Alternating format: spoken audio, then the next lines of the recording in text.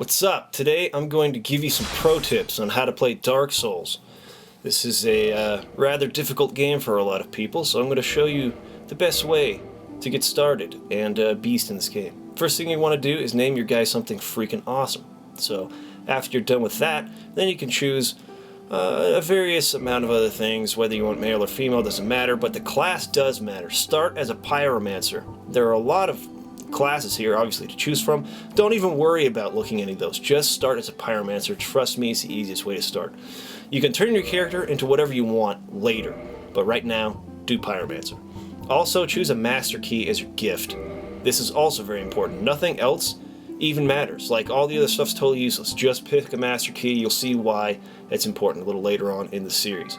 After you're done with that, then you're going to make your character look like a freaking beast, like a type of dude that the girls will just want to be all over, jump his bones way hard. So this is the look I chose. Obviously, very handsome looking guy. Okay, so the game starts you off in this dungeon, and a key is thrown down at you to open the door. These orange messages on the ground are the tutorials teaching you basically how to play the game. So the right trigger is your right hand, is how you control your right hand weapon, and the left trigger is how you control your left hand. Pretty cool. Actually, really intuitive way to control an action RPG like this. I really like it. So once you're done going through those tutorials, you climb up this ladder and you come out here into this little courtyard, and there's bonfires, like a sword sticking out of the ground. And you go over there and you light the bonfire, and these are really important. Bonfires are how you're going to save your game and how you're going to restock on health and magic. So keep that in mind. Then you're going to open up this door, and in here there's going to be a pretty big enemy, and right now, as you can see, we only have a broken sword hilt. We don't want to fight him, so just run to the left side. There's a door that's going to open up, you go through it and it closes and you escape from this guy. Don't even worry about fighting him. When you come down here, there's a bonfire to light, so make sure you do that. Then you're going to pass through into this hallway here, and this guy's going to be shooting at you, and you're like, what the fetch? I can't do anything. Well, it's probably because you passed an item back here. You come back here, and you see those white glowing orbs? Those are items, usually found on corpses. If you press the start button, you got 4 menus up here. And the second one is your equipment menu. So let's go in there, and here you have your right-hand weapons and your left-hand weapons down here. And you can equip your stuff in whichever hand you want. You have 2 slots for each hand. So if you equip the shield in your left hand, now you can have something to block his arrows with. You could also equip that in the right hand if you wanted to, but this game does not let you block with your right hand. You can only attack with it. With some swords, you can attack in the left hand, but most of them you would only block. So this guy's right-handed. Let's go ahead and put the shield in the left and the sword in the right hand. Now this guy's going to be curious at this point as to where we went and why we didn't come after him, so he's going to come back and try to shoot you. But this sword, it really does no damage, only like 4 HP. So that's not going to cut it for us. We're going to come back here and pick up this hand axe and equip that in the second slot of our right hand. Then you can just press the D-pad right and switch your weapon. Booyah, like that. And the same goes for the left hand. It'd be left on the D-pad. Then you come over here and you attack this guy, and even though I attacked the wall, he still died. That's how awesome this hand axe is.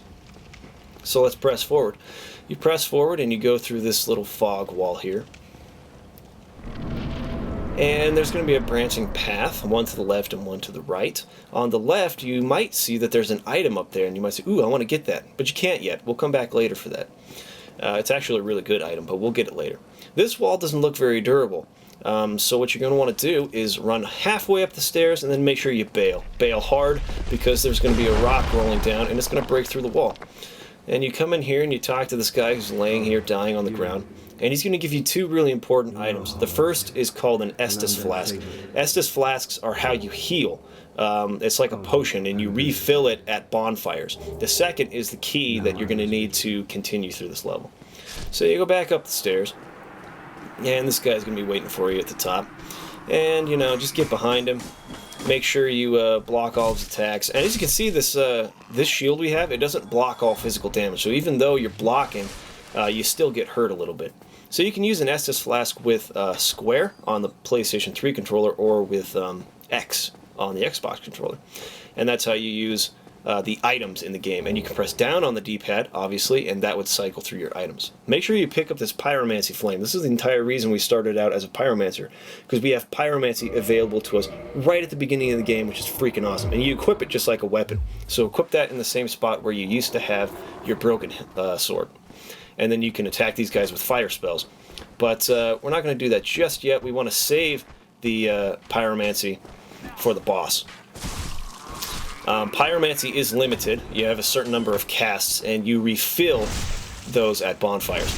As you just saw, I did a backstab. It's a really important move that we're going to want to learn how to do really effectively. I'll teach you more about that in the next video, though. For now, let's just finish this level off, and I'm going to pause the video right here because I have messed up several times on this part. When you're falling down on top of an enemy, you can do a really powerful down stab.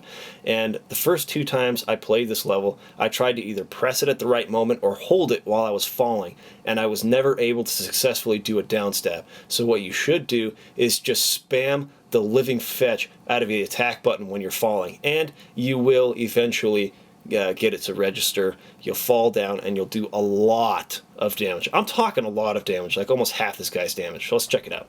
Fall, press the fetch out of that button, booyah. That's like more than a quarter of our health we took out. So then get your Pyromancy Flame out, and this is going to be our means of killing this guy. It does a lot of damage. You're going to want to press the O button if you're playing on PS3 or using a PS3 controller on the PC version, which is what I'm doing. If you're on the Xbox, it's going to be B. To roll, and rolling is really, really important. Rolling is something you're going to need to learn how to master in this game, and we'll go over that in the next episode. I'll show you guys all the tips and tricks on, combat and how to get good at it pretty quick. But you hit this guy with a few fire spells, and booyah! As you can see there at the top, not the top of the screen, but the icons where you have your weapon, your Estus Flask, shield, and stuff. The top one is Fireball. You can cycle through which spell you use in the game with up on the D-pad. As you can see, I have 3 fireballs left. That will be refilled when I rest at a bonfire. So anyways, you come up to the top of this little cliff here. You're going to have a little bit of cutscene. And I'll just let this play for now. But the purpose of this video series is going to be to help anyone who is just getting into this game. Help them hopefully master the combat as quickly as possible, and kind of give them some heads up and some tips on how to get started. I'm not gonna do like a full walkthrough of the game where I show off every item and everything like that. I'm just trying to give you guys some pro tips, how to become a beast really quick, and then it won't be quite so frustrating for you going on and finding out all those, all the awesome stuff the game has to offer and all the secrets and stuff like that, because that's fun to find out on your own. But it can be frustrating when you're getting your freaking ace handed to you all the time. So I'm going to help you get good at the game early on. Thanks for watching. I'll see you in the next video. Peace!